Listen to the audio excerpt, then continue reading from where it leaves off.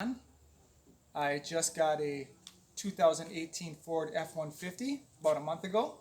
Did not have a bed liner, so I did some research and found that DualLiner was the one to go with. It's got hard sides and a rubber bottom.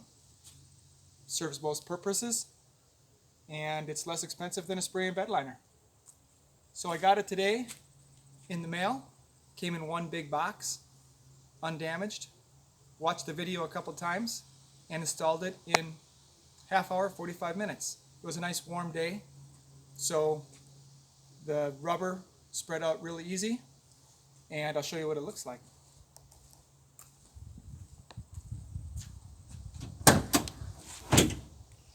Here it is installed with a couple of pieces of cargo in it. It went in very easy. Front first, two sides, bottom rolled out right in there, snugged up really good. I'd recommend the DualLiner to anybody who's looking for a quality bed liner. And our videographer today is my daughter Grace.